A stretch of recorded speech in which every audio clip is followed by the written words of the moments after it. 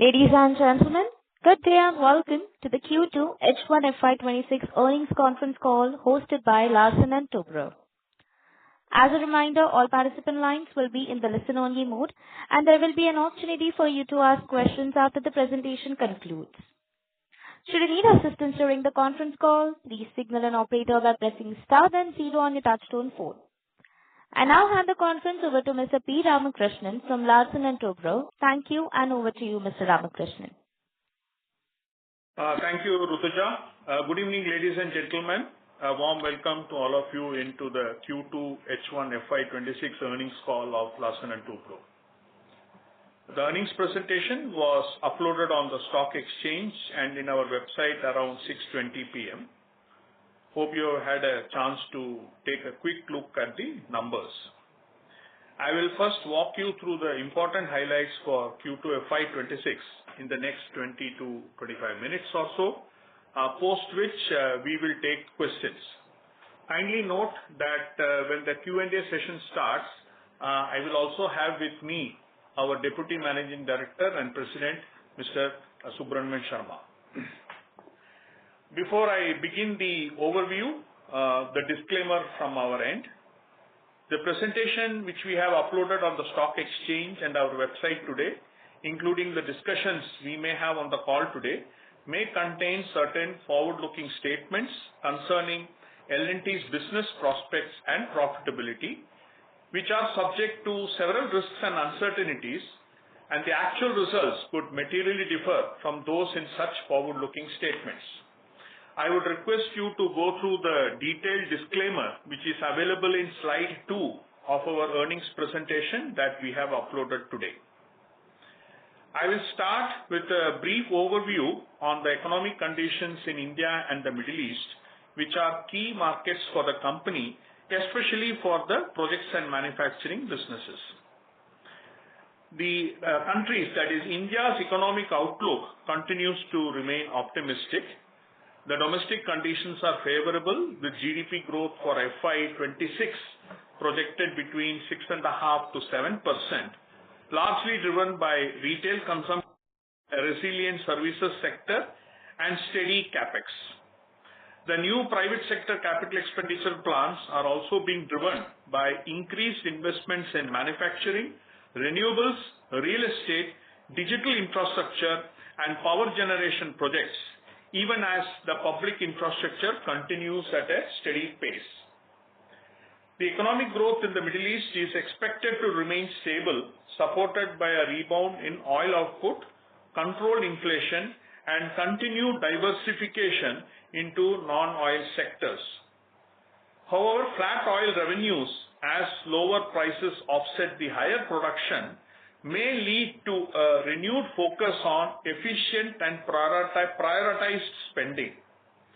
Countries in the region are increasingly prioritizing natural gas and renewables over oil for domestic power generations as part of their long-term economic diversification strategy. This shift supports their transition to cleaner energy while enabling higher oil exports and greater value capture through petrochemicals production. Having covered the macro landscape, let me share some few important highlights for the quarter. The L&T's onshore and offshore hydrocarbon businesses have secured each ultra mega orders in the Middle East. The onshore order involves the setting up of a natural gas liquids plant and allied facilities, while the offshore order involves multiple packages including EPC, installation of offshore structures, and upgradation of existing facilities. During the quarter, we have entered into strategic MOUs and partnerships across our renewables, green energy, defense, and semiconductor businesses, strengthening the foundation for our future growth. The renewables business within the infrastructure segment has entered an MOU with Aqua Power for the renewables and grid scope of the Yanbu green ammonia project in Saudi Arabia. The scope involves multiple facilities including solar photovoltaic, wind and battery energy storage system plants along with associated substations and transmission lines. The cooperation involves a commitment from L&T to enter an EPC contract once the final proposal is accepted.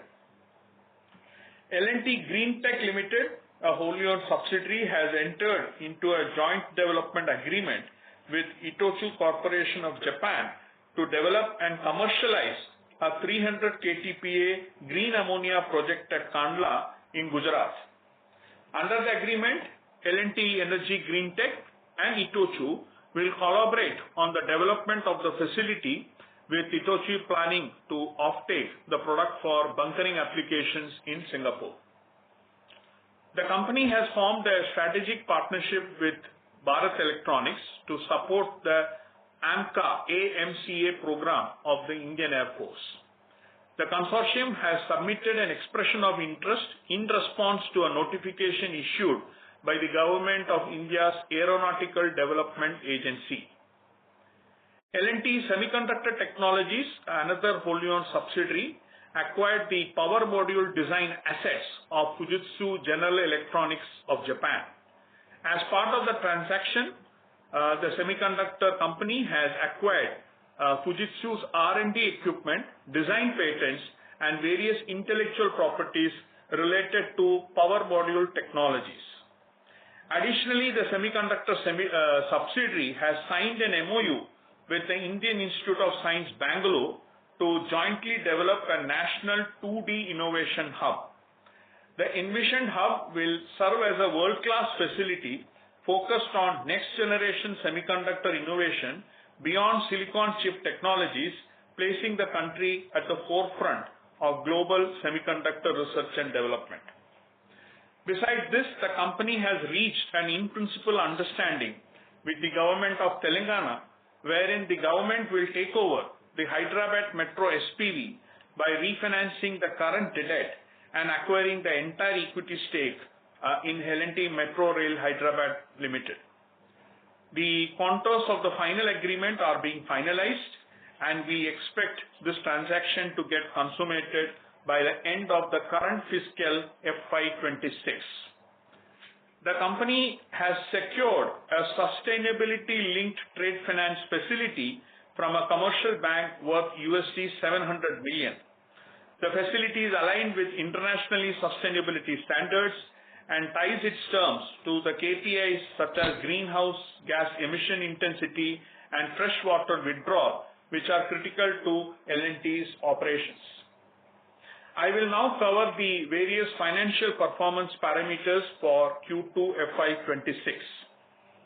We continue to witness strong ordering activity in Q2FY26 across India and the Middle East, with order inflows growing 45% Y-on-Y. Supported by this sustained momentum, the order book expanded to rupees 6.67 trillion as of September 2025, reflecting a 31% Y-on-Y increase and providing a strong revenue visibility in the near future. Our group revenues grew 10% Y-on-Y in Q2FY26. The execution levels remained broadly in line with expectations, barring a few sector-specific challenges. The projects and manufacturing portfolio margin improved from 7.6% in Q2 of the previous year to 7.8% in Q2FY26. As of September 2025, the net working capital to revenue ratio remained healthy at 10.2%, an improvement of almost 200 basis points Y-on-Y. Our continued emphasis on capital efficiency also translated into a further improvement in the return on equity, which rose to 17.2%, up 110 basis points Y-on-Y. I now move on to the individual performance parameters. During the quarter, the group order inflows stood at rupees 1158 billion, registering a Y-on-Y growth of 45%, reflecting the continued traction across our key businesses. Within this, the projects and manufacturing, that is the P&M portfolio, delivered a strong performance with order inflows of rupees 968 billion, up 54% Y-on-Y, underscoring the broad-based demand environment across both domestic and international markets. The growth in the P&M portfolio was broad-based, with domestic order inflows growing 40% Y-on-Y and international inflows up 62% Y-on-Y. The order inflows during the quarter were driven by strong activity across hydrocarbon, buildings and factories, heavy civil, and the renewable sub-segments. During the quarter, the share of international orders in the P&M portfolio stood at 65% as compared to 62% in the Q2 of the previous year. Moving on to the prospects pipeline for the near term, we have an overall prospects pipeline of rupees 10.4 trillion vis-a-vis 8.1 trillion at the same time last year. This represents an increase of 29% on a Y-on-Y basis. The increase in the prospects pipeline is mainly led by infrastructure and hydrocarbon segments. The broad breakup of the overall prospects pipeline for the near term is as follows. Infrastructure, rupees 6.50 trillion vis-a-vis rupees 5.42 trillion last year, representing an increase of 20%. Hydrocarbons, rupees 2.93 trillion vis-a-vis rupees 2.25 trillion last year, representing an increase of 30%. Carbon light solutions, the prospects pipeline as of September 25 is rupees 0.46 trillion as compared to rupees 0.24 trillion last September 2024. The green and clean energy opportunities aggregate to rupees 0.18 trillion as compared to rupees 0.01 trillion last year. The increase is primarily because of gas to power related opportunities outside of India. The heavy engineering and the precision engineering systems, which aggregate to what we call the high-tech manufacturing segment, the order prospects as of September 25 is at rupees 0.31 trillion as compared to rupees 0.16 trillion last year. Moving on to the order book. The order book as of September 2025 stands at rupees 6.67 trillion, up by 31% as compared to September 24 last year. The projects and manufacturing order book has a balanced geographic mix, with 51% of the order book coming from domestic markets and 49% from outside India. Out of the international order book of rupees 3.27 trillion, around 84% is from Middle East and the balance 16% is from other parts of the world. The client-wise composition of the domestic order book of rupees 3.4 trillion as of September 25 is as central government constitutes 14%, state government and local authorities, the order book share is 24%, public sector corporations 32%, and the private sector composition is at 30%. As you may note, the share of the private sector in our domestic order book has increased from 21% as of March 25 to 30% as of September 25. This growth reflects improved activity in the residential and commercial real estate, power generation and data storage solutions, as well as the minerals and metals sector. Approximately 12% of our total order book of rupees 6.667 trillion is funded by bilateral and multilateral funding institutions. Again, 91% of our total order book is from infrastructure and energy. You may refer to the presentation slides for further details. No major orders were deleted during the quarter, and as of September, the share of slow-moving orders is around 3%. Coming to revenues, the group revenues for Q2FY26 at rupees 680 billion registered a Y-on-Y growth of 10%. The international revenues constituted 56% of the revenues during the quarter. The strong execution momentum in the energy and high-tech manufacturing segments drove the overall group revenue growth for the quarter, while execution in the infrastructure project segment was a little subdued during the quarter. Within the overall group revenue, the P&M businesses recorded revenue of rupees 490 billion for Q2FY26, marking a 10% growth over the corresponding quarter of the previous year. Moving on to EBITDA margin, the group level EBITDA margin without other income for Q2FY26 is 10% as compared to 10.3% in Q2 of the previous year. The decline in EBITDA margin is primarily due to the margin compression in our IT and TS segment. The detailed breakup of EBITDA margin business-wise, including other income, is given in the annexures to the earnings presentation. Our EBITDA margins in the P&M business portfolio has improved from 7.6% in Q2FY25 to 7.8% in Q2FY26. The segment-wise EBITDA percentages will be shared in detail during the discussion on the segment performance. Our consolidated PAT for Q2FY26 at rupees 39 billion is up by 16% as compared to Q2 of the previous year. The increase in PAT is reflective of improved activity levels and efficient treasury management.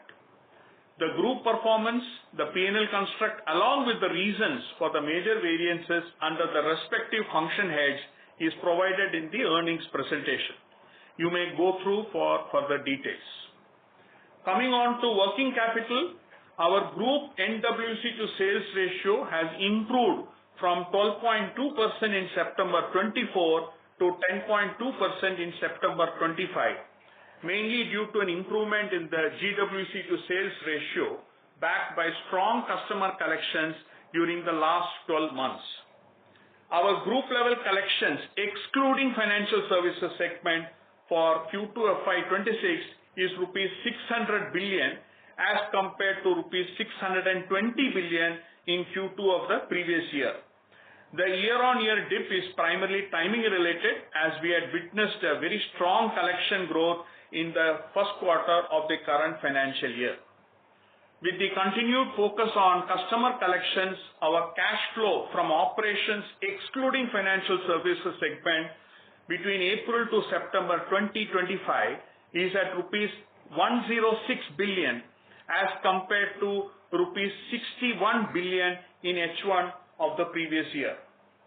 We have added a slide on group cash flows excluding L&T Finance in the annexure alongside the reported cash flow slide to give more clarity on the cash flow performance. Finally, the trailing 12-month ROE for Q2FY26 is 17.2% as compared to 16.1% in Q2 of the previous year, an improvement of 110 basis points. Very briefly, I will now comment on the performance of each business segment before we give our final comments on our outlook for the remaining part of FY26. The first would be infrastructure. This segment order inflow grew 6% in Q2 FY26 on a Y-on-Y basis, driven by strong domestic private sector demand spanning residential, commercial buildings, airports, data centers, pump storage projects, ferrous and non-ferrous facilities, solar PV manufacturing plants, and semiconductor fab facilities that were witnessed during the quarter. These together account for nearly 60% of the domestic orders for the quarter.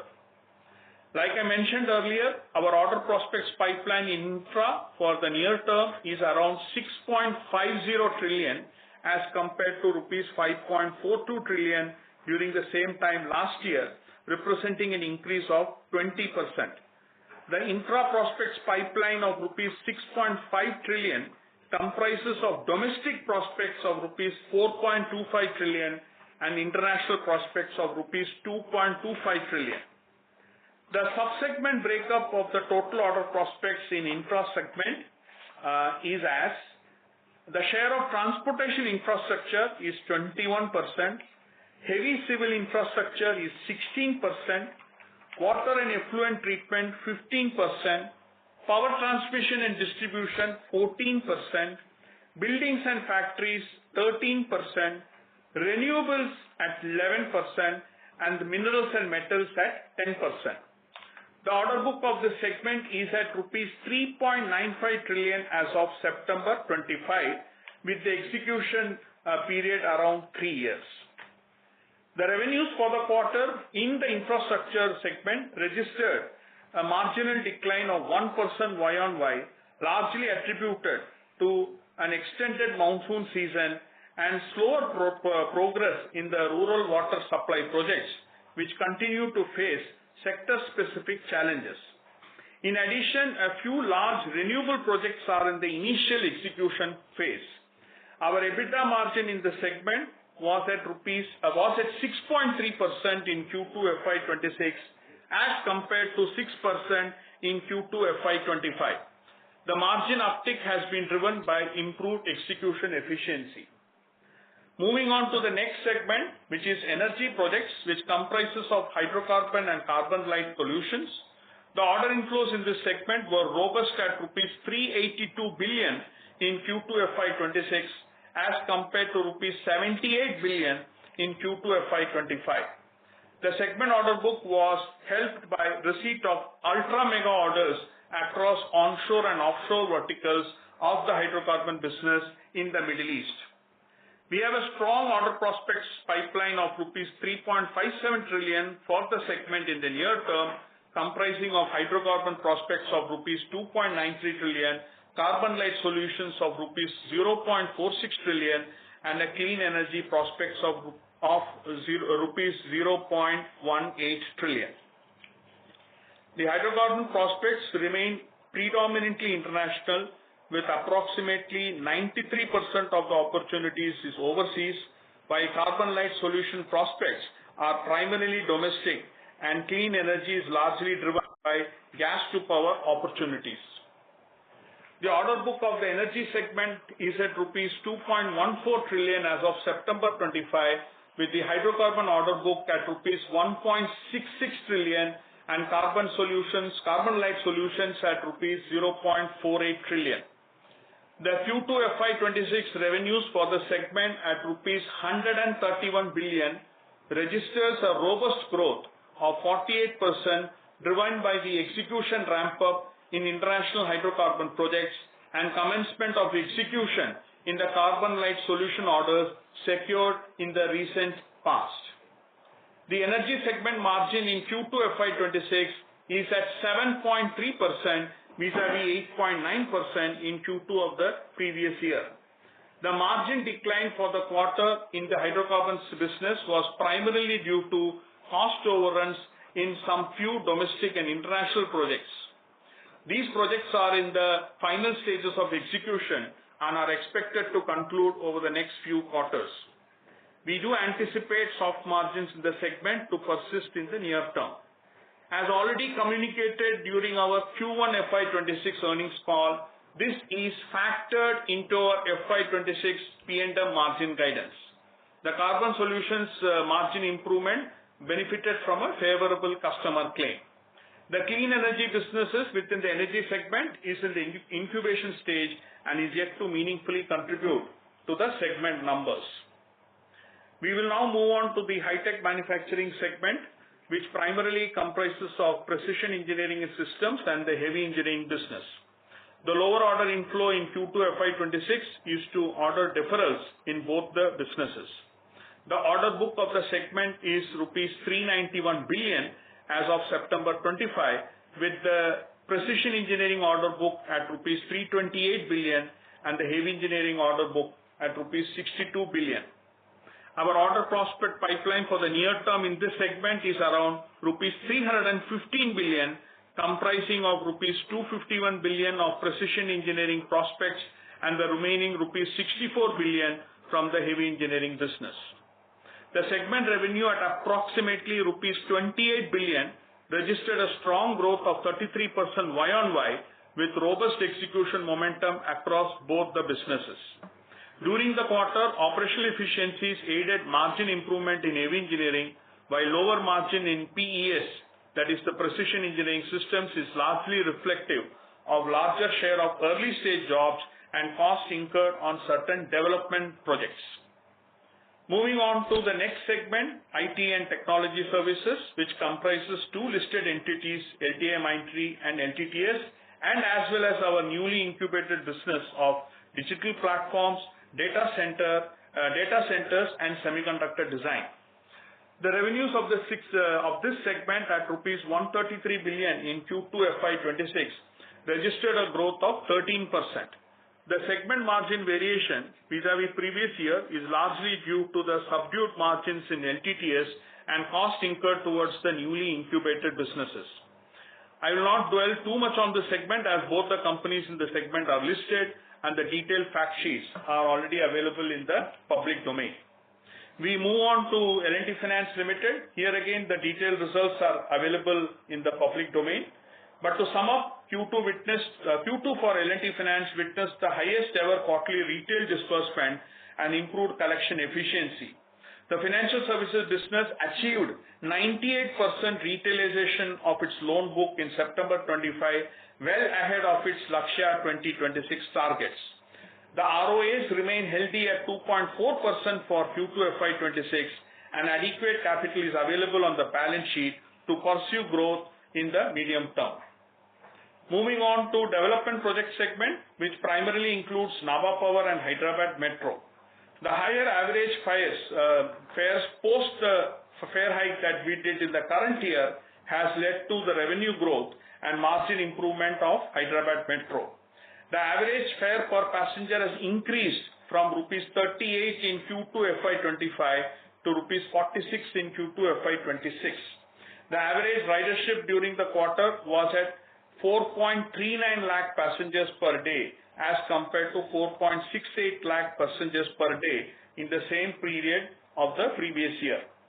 At the PAT level, the Hyderabad Metro posted a loss of rupees 1.75 billion in the current quarter as compared to a loss of rupees 2.07 billion in Q2 of last year.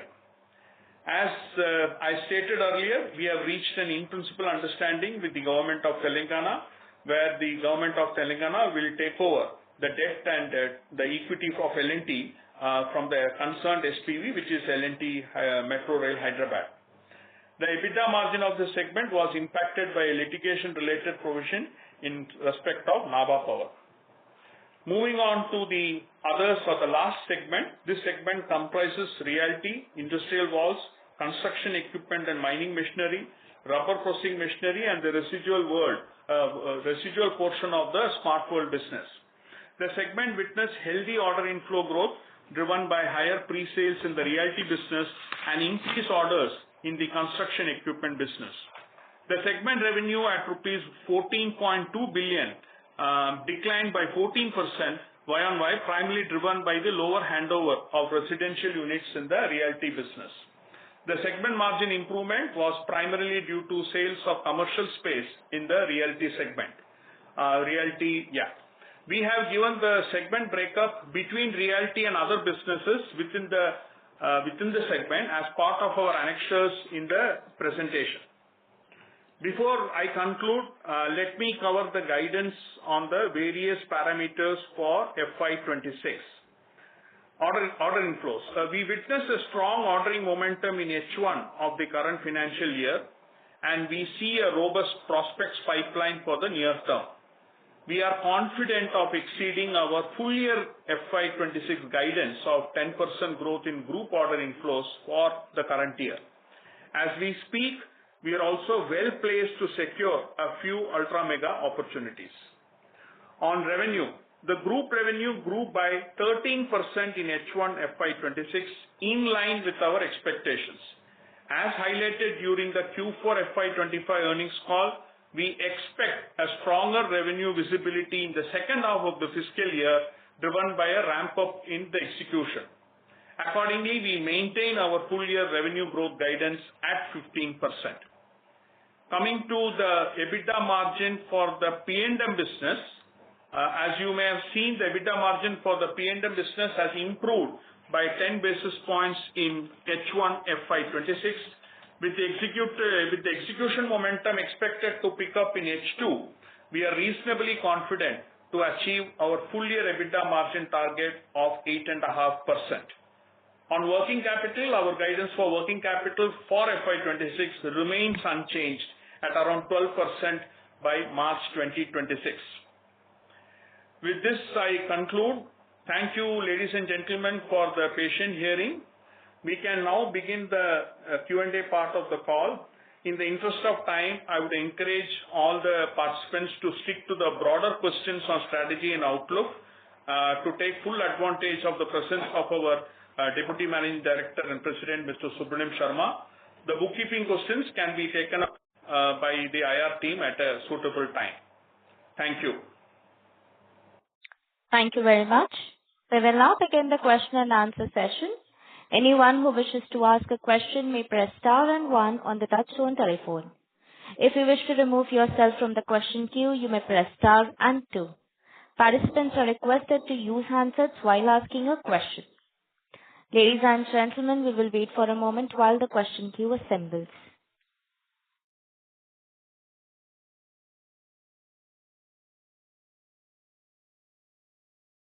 The first question is from the line of Mohit Kumar from ICICI Securities. Please go ahead.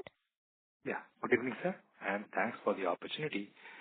My first question is, as per media, it seems we are quite ahead in Kuwait in large projects.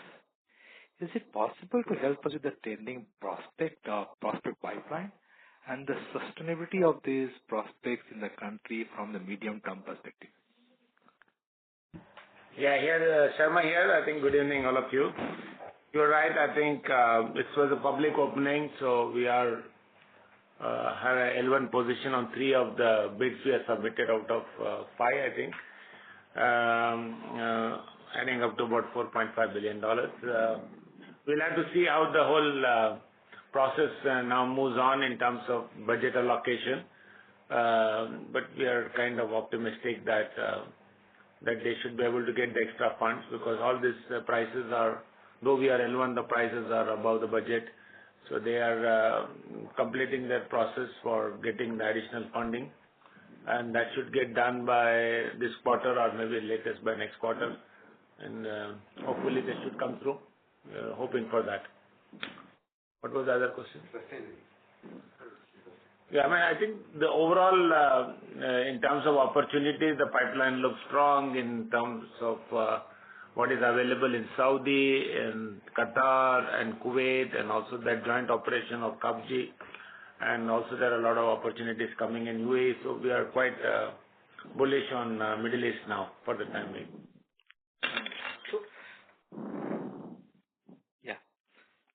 My second question is, sir, of course, the rising order book in Middle East.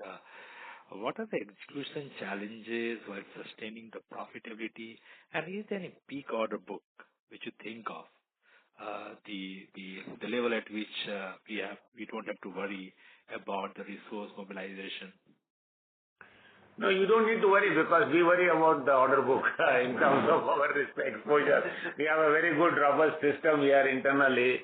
Mr. Shankar Raman and the team and Govindan and team, we have a very strong risk management system. They interrogate all the businesses in terms of country exposure and geopolitics, etc. So we have a strong system there. And we are very cognizant of that in terms of what is our exposure. Our experience has been good. The customers are paying well. All these companies are national oil companies. They have a reasonably good cash flow, and we have not seen any payment risk. The commercial terms and conditions, what is available in the contracts are quite reasonable, acceptable, pretty balanced. And execution risk are more or less same as what we have been experiencing in the past, and historically. I mean, in the sense that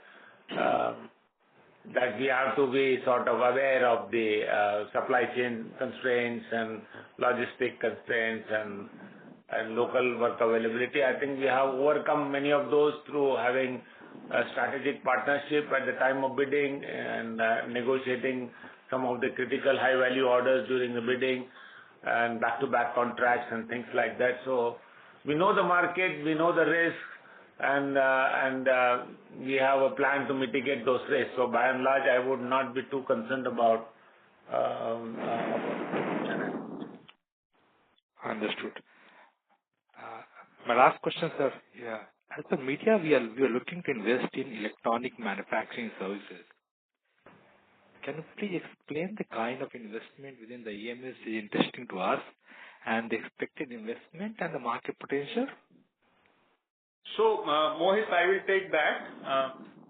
We are in a way, we have a precision electronics part as a small sub-item under our precision engineering business, and we have a unit in Coimbatore. As part of our Lakshya L31 strategy, we are seriously looking into expanding the electronic part of our L&T's portfolio. Various options are being explored, including the need to set up units in some parts of the country.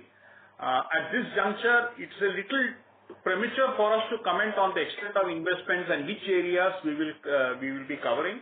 Kindly wait, maybe in sometime in May 26, once we complete our financial results and we are ready with our strat plan for L31, we will be in a position to possibly give you a more greater detail of the future business prospects and the investment potential along with the opportunities insofar as this business is concerned.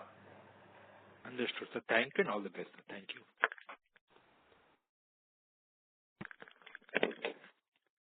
Thank you. Ladies and gentlemen, we would request you to please limit your questions to one per participant. The next question is from the line of Mohit Pandey from Citigroup. Please go ahead. Yeah, good evening, sir, and thank you for the opportunity. So my question is on the infrastructure segment. So when you mentioned execution pickup into it, is it safe to assume infrastructure execution also is being seen as picking up? And associated question is on margin. So this quarter, despite revenue decline, there has been 30 basis points margin expansion in infra. So safe to assume that is sustainable because that looks driven by execution efficiencies. And also you mentioned a sizable chunk of incremental orders have been via private sector. So what could that mean for margins, and are these generally lower gestation compared to non-private sector orders in the infrastructure sector? That would be my question. So thank you, Mohit. I think you were asked to be asked one question. You asked 4 questions now. Okay, I'll take one by one. So the infra revenue, there has been a sort of infra revenue has been stagnant for Q2 of the current year. Having said this, one of the main reasons, as I explained, was because of extended monsoon across many parts of the country that affected the pace of execution. And secondly, and this I have mentioned in the Q1 earnings call also, that because of the payment-related issues with respect to certain projects in the water and effluent treatment segment, we have slowed down execution. Okay. Having said this, the overall revenue guidance that the company has provided for 15% of full year is on track. Okay. And this we can confirm, and we do believe, and as you know, that the H2 for infrastructure is a far more busier 2 quarters as compared to a relatively subdued H1. So this is baked in terms of how the revenue growth has happened. This is baked into our 15% overall P&M guidance on revenues.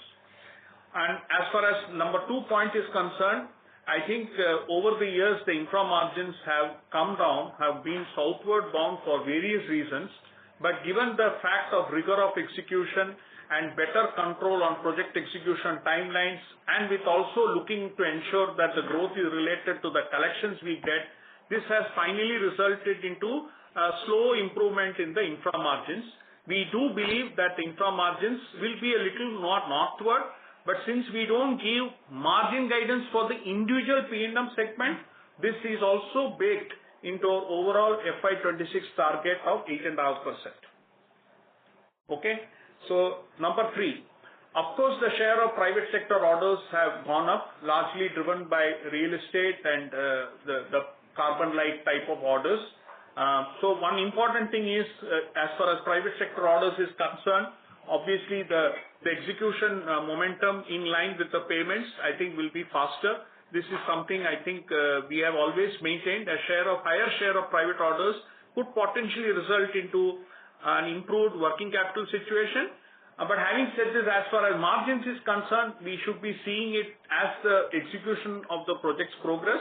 But let me also tell you that the company, as Mr. Sharma was referring to in the answer to the previous question, we are ensuring a proper risk mitigation or risk evaluation mechanism while we bid for projects concerning the customer, the sector, and the geography. Okay, sir. Thank you so much and wish you all. Thank you. The next question is from the line of Aditya Bhartiya from Investec. Please go ahead. Hi, good evening, sir. My first water segment. How big is the segment in the overall scheme of things? What proportion of domestic order book could be from the water segment? And is it that we are really going slow on execution given the payment challenges, or are you seeing some improvement around that?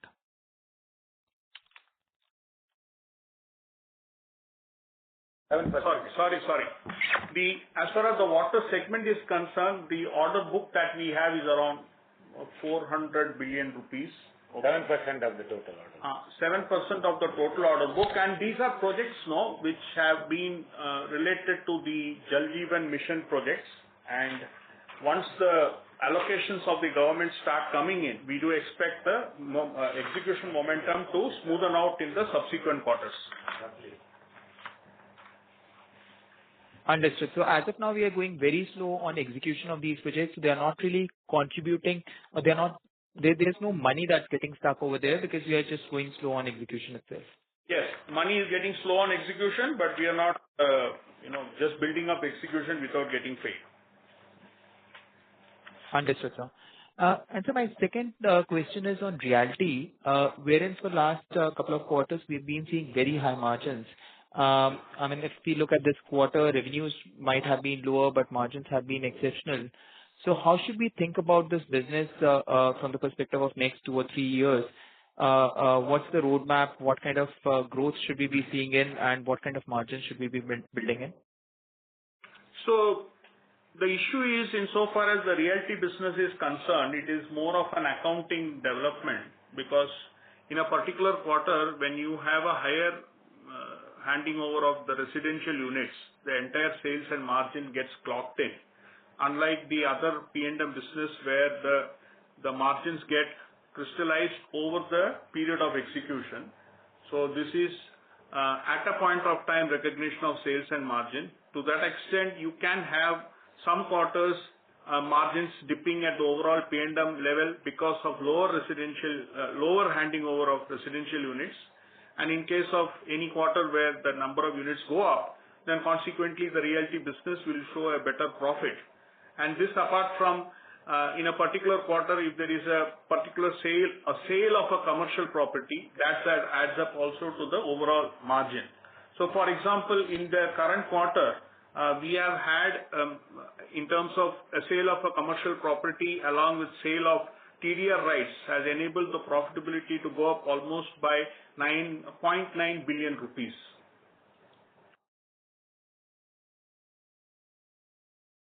Understood, sir. And could you give us some roadmap on how we should think about the realty business for next few years? What kind of growth should we anticipate in terms of residential project sales and any large commercial project that we should be aware of?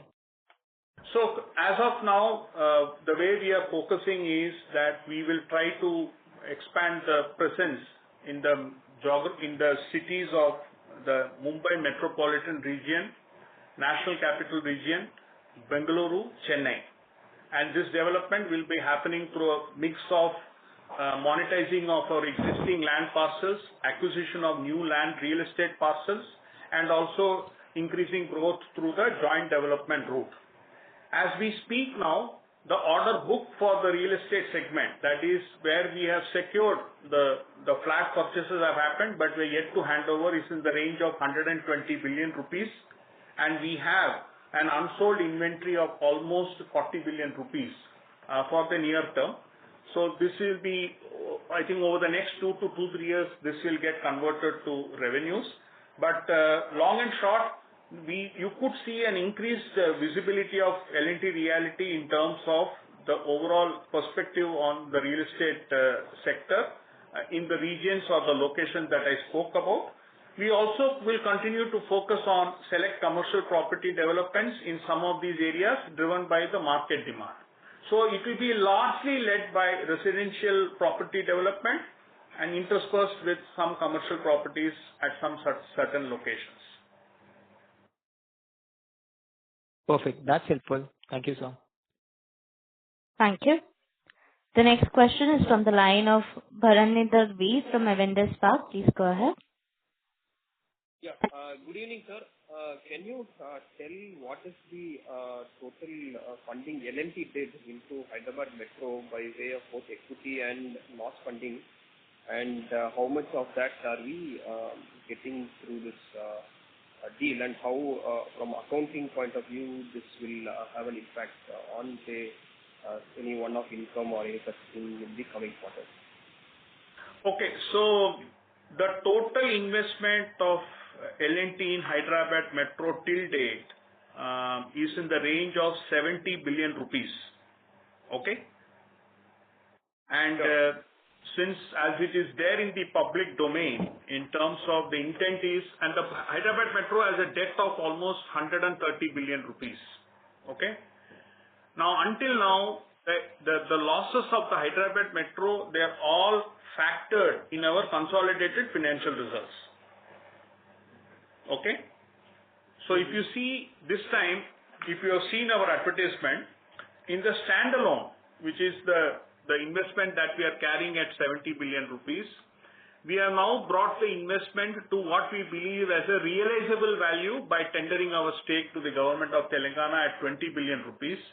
And thereby we have taken an impairment charge in Q2 of the current financial year in L&T standalone results.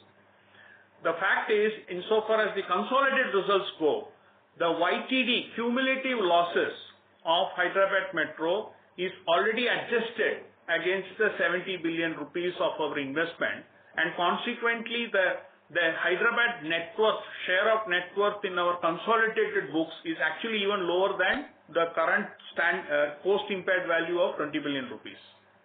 So technically speaking, tomorrow if we were to do the divestment, there could be a chance that the consolidated financial statements will actually possibly show a marginal credit in the P&L, because the consolidated financial statements has the share of net worth is almost 10 billion rupees as compared to the restated value of 20 billion rupees.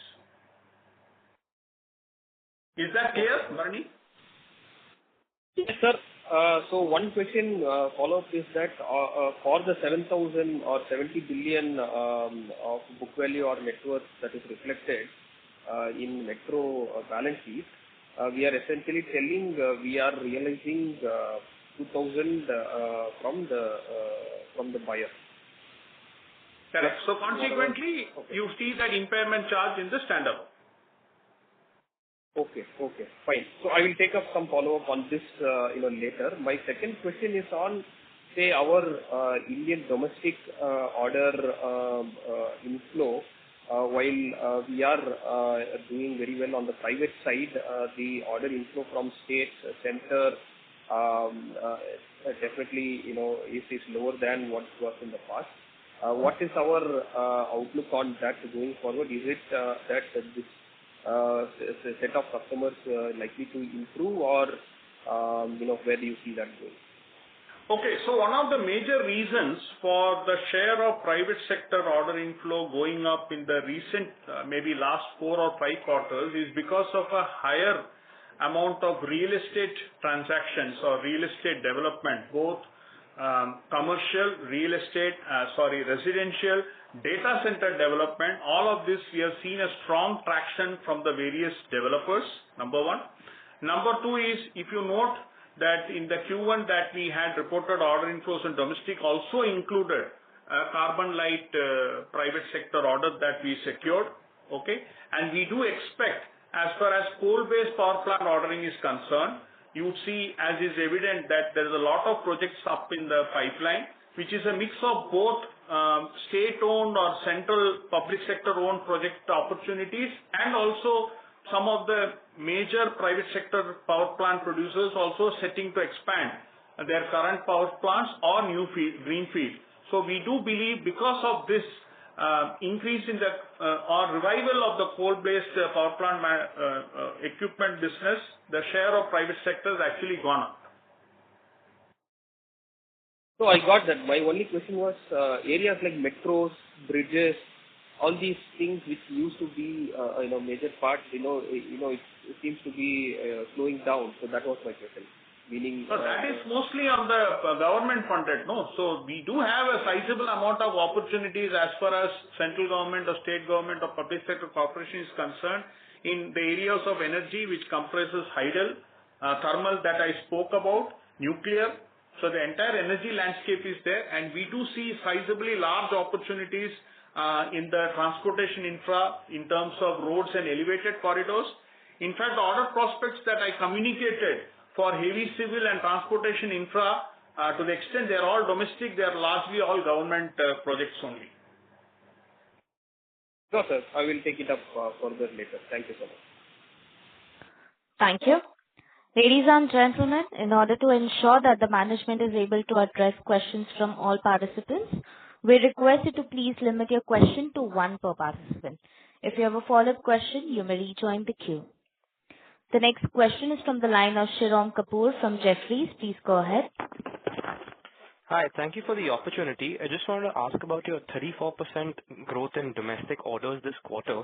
Could you highlight what drove this and what are some of the major orders that contributed here? So the major orders that we secured on the domestic side is a pump storage project that we secured from a private sector client, which is almost 35 odd billion rupees, plus a whole lot of residential and commercial real estate orders that we have secured from private sector developers. Noted. Thanks. And just if you could help break up the order prospects into domestic and international, and within domestic, what the breakups would be across your segments? So I guess, yes, I think we have been giving quite an articulate granular detail. But let me put it like this, that the total order prospects that we have given for domestic and international will stay put with it. We will see at an appropriate point of time. In case something is very major for a particular subsegment, we will give the details at that point of time. Okay, got it. Thank you so much, and all the best. Thank you. The next question is from the line of Sumit Kishore from Axis Capital. Please go ahead. Thanks for the opportunity. My question is in relation to the hydrocarbon margins which were subdued and the explanation given around cost overruns in certain international and domestic jobs that are approaching completion. So what were the reasons for the cost overrun on a generic basis, and how can we be sort of assured that going forward for a substantial international order book, some of these issues will not get repeated? So that's my question. Thank you. Yeah, again, this is Sharma here. This is a bit of a phasing issue. I mean, we have in our portfolio mixture of projects. Some of them are old legacy projects, some of them are new projects, and some of them are, like I said, have new projects waiting to be awarded. So in this quarter and maybe for some time, I think we'll have some of these legacy projects are closing. I mean, some of these projects are large projects which have been running even during the pre-COVID time, which was awarded. So I think as they close, there have been some cost overrun because of COVID. But definitely there is a contractual entitlement for us. We will pursue those, but as per our internal policy, we don't recognize any entitlement unless it is approved. So I think that will manifest maybe in the future at some point in time. But otherwise, going forward, the portfolio is quite reasonable, and in fact, the market is quite buoyant, and we are very selective, and our intention is to pick up jobs which will help us to realize better margin in the future. Just a follow-up. Yeah. The current southward movement in energy margins is baked, I reiterate, is baked when you are given the guidance of 8.5. Very clear. So just a follow-up here on margins. Given the fixed price order backlog now would also be close to 50% of the order backlog, how are you thinking about the commodity price risk to margins here for the order backlog?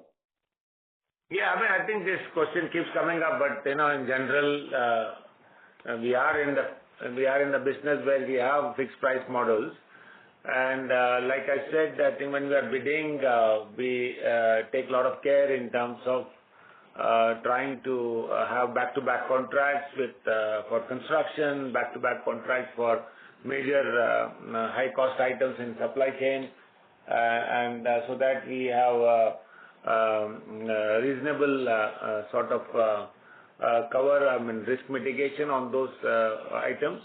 And of course, we also have a strong treasury group which gives us a reasonable forecast on about how the commodity prices will move. Based on that movement, based on that forecast, we also provide certain adequate provisions in terms of contingencies, commodity contingencies, specifically in our pricing.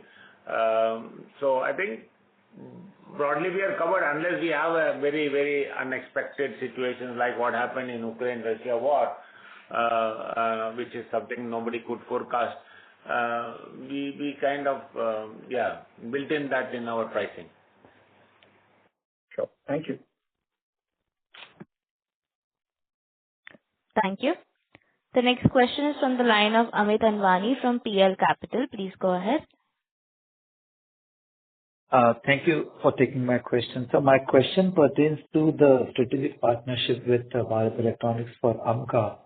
So here it would be better to understand what role L&T will have in this joint venture and what is the long-term strategy. We understand that we have supplied wings and I think some other components for LCA in the past, and we have been doing that. Wanted to understand, are we getting into full-fledged aircraft manufacturing in the future? Is there any capability which is required, any investments required? Any thought and details on this joint venture consortium? Yeah. So I will take that. So the Aeronautical Development Agency, which is the customer, is likely to shortlist the eligible bidders for the AMCA program based on the expression of interest where we also provided. This shortlist is expected in the current quarter, October to December 25. Basis the shortlist, we expect the customer to issue the request for proposal, that is the RFP, sometime in Q4 of the current financial year. And the announcement of the winner to build the prototype most likely is going to happen Q4 of the next financial year after the bidding process. Now, in terms of the L&T Bharat Electronics JV for this particular program, is essentially the scope of the JV is to build the prototype airframe, jigs, fixtures, system integration, and the flight certification of the prototype. As of now, both L&T and BL are equal partners in the JV, which is it will be a separately incorporated company that will house this transaction in case the particular consortium becomes the winner. And in terms of how the work will be shared between L&T and the other partner will be finally assessed after we go through the entire details of the request for proposal. Our understanding is that the order for the prototype will be one single PO for the entire value. And most likely, if it is awarded in the Q4 of the next financial year, then in terms of the prototype getting delivered, I think is sometime in 28-29, the test flight to happen in FY 29-30, then followed by the usual trials. So in terms of serial production, I guess we are still around 8 or 9 years away. Okay? I have given you quite a detailed perspective of this. Now, beyond this, I think I don't have anything to add. Right. So for prototype, any investment which would be required once we get this order by Q4 next year, if at all this is coming to us? So there are so many ifs and buts, so we should get the order in Q4, hopefully. So we will have to evaluate the scope, basis the RFP scope. That time we will be able to understand. But since it is a prototype, a prototype, usually the customer works with the JV, with the contractor, or in this case, the consortium, and ensure that there is no, the consortium will not suffer in principle any cash outflow. It is like a sort of a funded project. Understood, sir. Thank you, sir. Thank you so much. Thank you. The next question is from the line of Atul Tiwari from JP Morgan. Please go ahead. Yes. Another question on this Dell L&T consortium. So, what kind of risk you run? Suppose, this is obviously a technically complex project, and if you get it, and in case, there are unusual delays because of some technology challenge which is out of your control.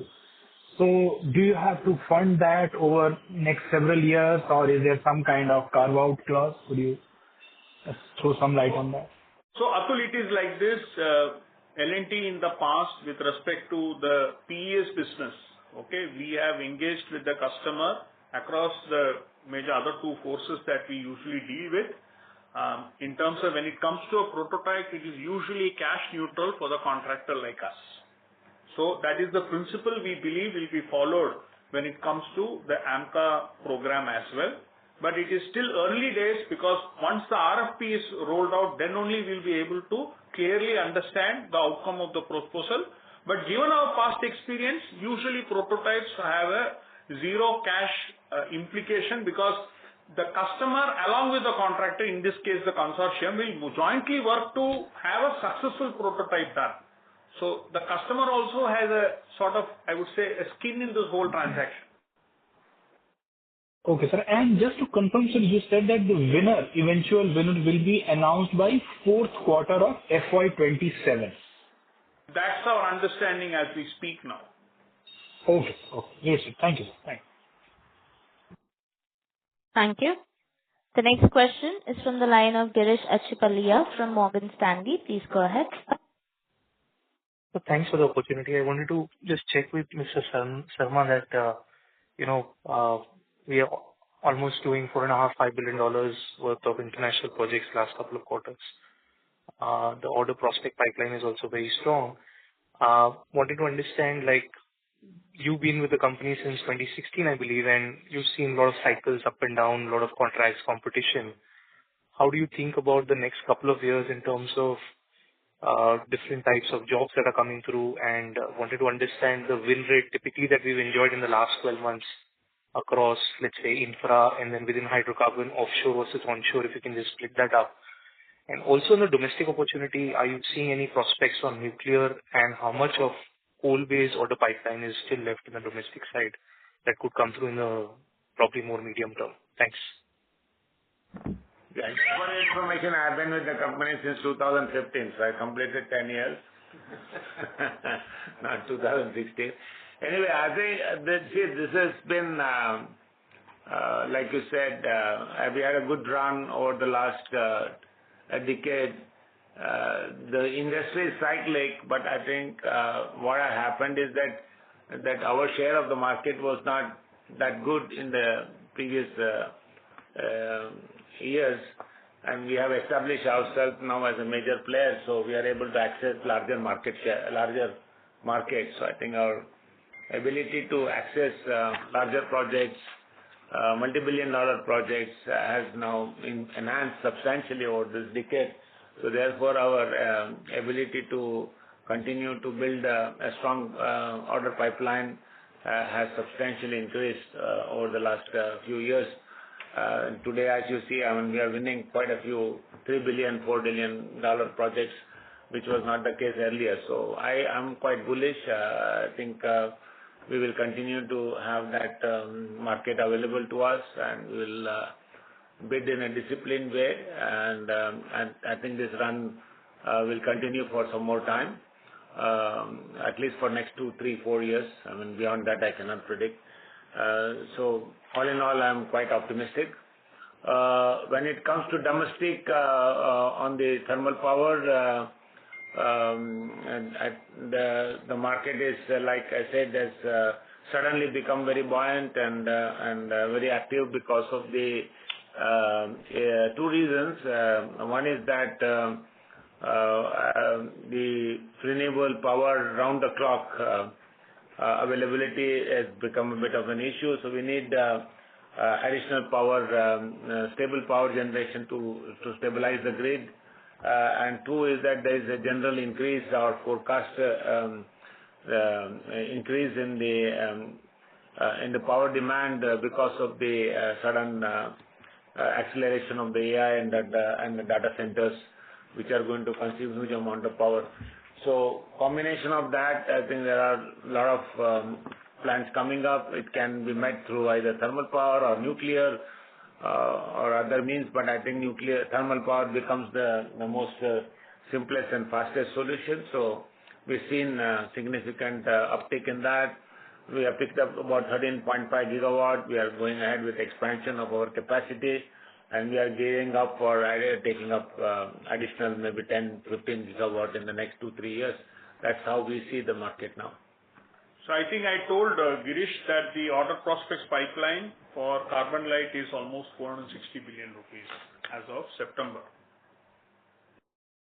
Okay. And so just one small follow-up. In international, I understand that the oil sensitivity to GDP for larger countries like Saudi Arabia and UAE is coming down. Is there a different approach that the customer is taking, irrespective of whether he's in infra or offshore or onshore, versus the previous cycles? Like, if you can qualitatively remark on how confident or are you seeing closures happen at a faster clip, or is there a little lesser competition? I mean, what is driving the market shares higher? No, I think there were projects which were of different size, right? I mean, I think earlier we were able to compete in a segment which was less than $1 billion. So we had a different level of competition. Now when we move up the ladder and then we are able to access multi-billion dollars, I think the level of competition and intensity of competition changes. I mean, I think now I believe that for larger jobs we are better placed to win, and we have a reasonable win rate on those projects. I mean, many of these projects are very critical. I mean, some of them are like gas development projects. Many of these countries are committed to those projects. I don't expect too much of sensitivity to the current spot market prices. These are long-term views, and next 2-3 years, I mean, at least I can talk about only 2-3 years. Beyond that, I cannot predict. I expect to see multiple projects, and our order book is so strong that we have almost 3 years of workflow in our hand, and we pick up some projects in the next 1 year or so. We will have about almost more than 3 years of workflow. So I think that brings a lot of stability to our business. Thank you so much, sir, and wish you and the team all the best. Thank you. Thank you. Thank you. The next question is from the line of Parikshit Kandapal from HDFC Securities. Please go ahead. Yeah, thanks for the opportunity. So my first question is on the margins. So now with the share of international order book growing, so the thesis of improvement in margins from this year, P&M margins from FY26 and building over to next 2-3 years, so does it get challenged somehow? So Parikshit, this is PR. As you know that we have a way of taking the margin guidance restricted to the year under question or under review. Okay. We'll get back to you in terms of how the margin uptick looks like in the subsequent periods. Having said this, I also refer to the improvement in infra margins is now slowly changing in terms of going into the positive trajectory, and we do expect that this particular momentum to continue in the future quarters. Okay. Insofar as the softness in the margins for the energy segment in the current 6 months is concerned, I did refer to this during the Q1 call that the softness in margins is going to be reflected in hydrocarbon performance in the current year. Hopefully by the time March 25 gets over, many of these cost overruns in certain select jobs that we secured in the earlier years will not get into They are all in the final stage of execution, which is also baked in our revenue and margin guidance. So we do also expect that margins in the subsequent periods to improve. Now, to what extent an improvement will happen, we will communicate that once we close March 26 and give the guidance for the next year. Okay. So the second question is on Hyderabad Metro. So now you said that 2100 is somewhere where it is settled. So is this a cash inflow, and is it adjusted for the 900 crores of the support which we have received from the Hyderabad Metro? So basically, I want to understand how will this be a cash item or a non-cash item from the government side, and what will be the quantum likely? So as we understand, basis the discussions that have happened, L&T will get a cash consideration against tendering its 100% equity stake in the Metro SPV to the particular vehicle which the government of Telangana will propose as the buyer, and L&T should be getting cash. That's the understanding. And this has got nothing to do with the 900 crore that the SPV received as part of the soft loan assistance. So that loan has already got is residing in the SPV as a interest-free long-term debt. What we are talking about is L&T exiting its entire or divesting its entire exposure in the Metro SPV to the government of Telangana. So the SPV debt of 13,000 odd crores will be taken by the buyer as the new equity shareholder when they take the stake, when they purchase the stake from L&T. And that consideration, as we speak now, is in cash. So 2100 you receive in cash, so net. Around, I did not tell a number. I said around 220 billion or 2,000 odd crores. Okay. Just the last thing on the NWC. Last quarter you highlighted that because of the water receivables, there was a negative impact on NWC of about 75 basis points because there was delay in receivables collections on the water side. So if you can quantify in this quarter 10.2% NWC, so how much better it would have been if the water receivables would have come on time? So I will not, let me put it like this. The fact is that we have slowed down execution also means that the position of the segment remains as the same as it was in June. Okay? Wherever the projects are getting executed in that segment, where we are getting paid, that execution happens. But let me tell you, when we talk about 10.2 as the working capital at the group level, the share of projects and manufacturing working capital is 7.8. Okay, sure. Thank you, sir. Thank you. The next question is from the line of Renu Baid from IIFL Capital Services. Please go ahead. Yeah. Hi, good evening, team. Just a couple of bookkeeping quick questions. On the power equipment thermal portfolio, you mentioned that we're targeting 10 to 15 gigawatt of incremental orders in the next couple of years. So given the order book that we have, at what utilization levels are we working through? And do you see that the market today with the existing only two domestic vendors is stretched in terms of supplies, and Chinese VTG equipment manufacturers are probably getting the feedback in the market? No, I think the government has taken a stock, and both us and BHEL are working on expanding the capacity. Chinese equipments are not something which is preferred. And we have given, even 6 months back before these awards came, we had given a commitment to the ministry that we will enhance our capacity to almost 5.5, 6 gigawatt. We are looking at even further expanding this in the next 6 to 9 months time. So between us and the other supplier, which is BHEL, we believe that we should be able to handle this. The timelines are a little longer, which is acceptable to most of the PPP developers. So I don't expect Chinese products to come in. It will be between us and other Indian manufacturer. Got it. And second, just to clarify, broad-based with whatever we understand on the Hyderabad Metro at the Concall level, net of all the losses, etc., that you have booked is close to about 10 billion at the end of first half.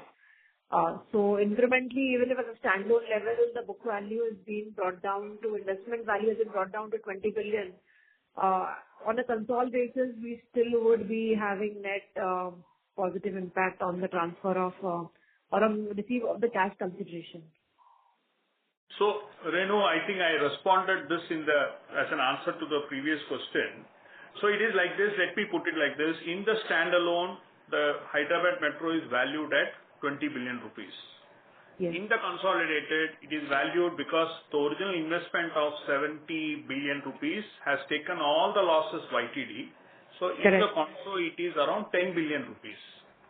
Now, if we were to do the divestment today, so standalone further, there will be no profit, no loss, because you are getting cash against the 20 billion that you have restated. And in the consolidated, you will have the gain, because obviously you are getting value at 20 as compared to the value that you hold at 10. True. And the debt, whatever support That debt has goes, been the given by SPV LNT. debt goes to it is residing in the SPV. So the one of the fundamental attributes to this transaction or understanding is the vehicle which the government of Telangana will propose, the buying vehicle, will take over the complete debt as it is, which is today around 130 billion rupees. So and of this, the L&T support in debt format to the SPV would be how much at the end of first half?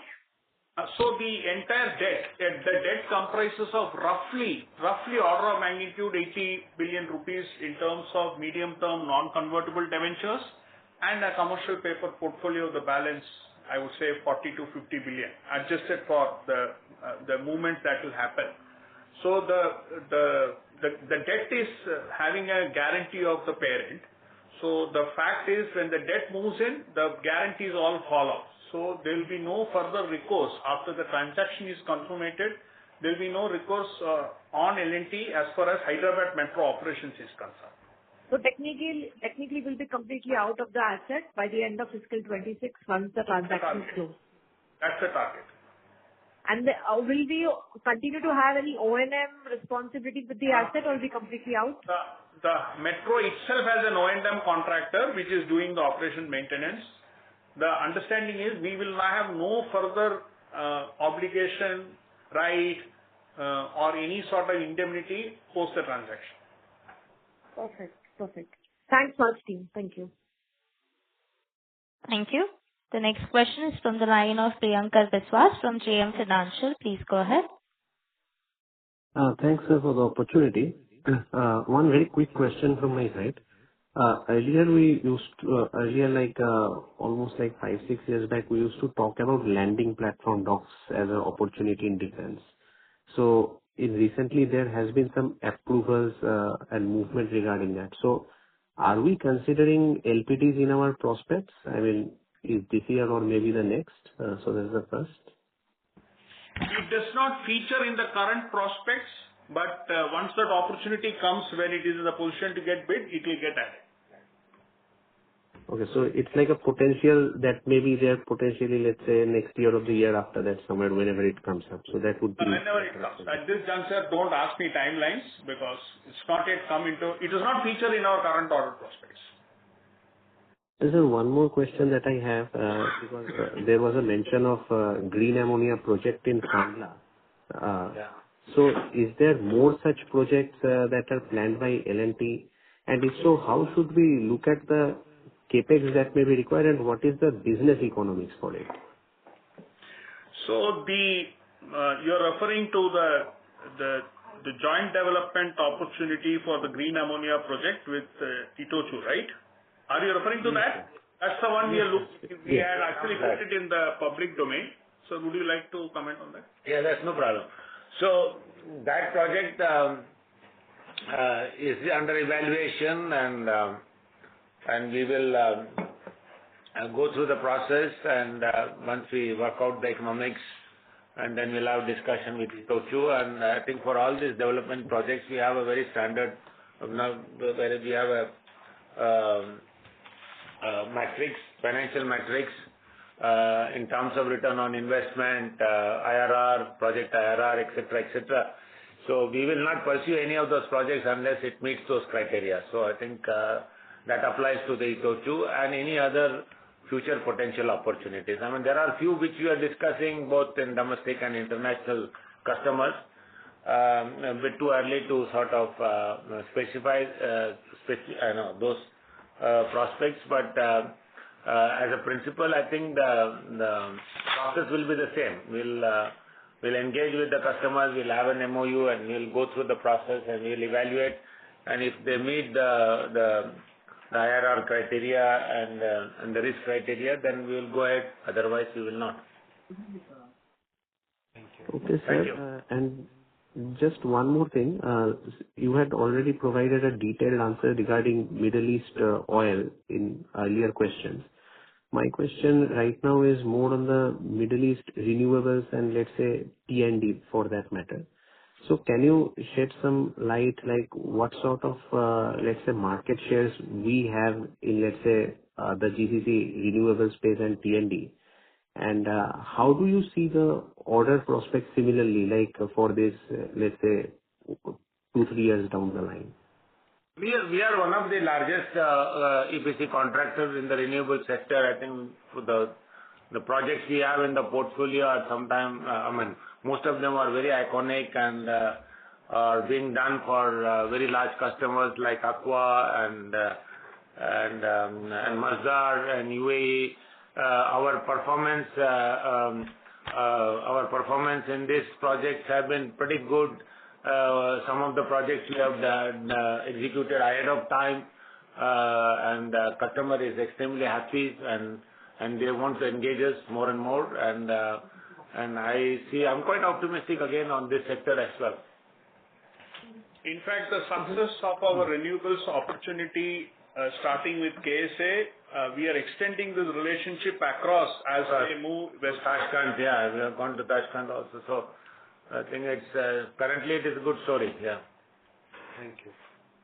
So can you give some light on like gigawatt size opportunities? Like what is the size of the KSA market? What do you? We have about 18 gigawatt, and maybe there will be another 15 gigawatt of opportunities in the next 2 years.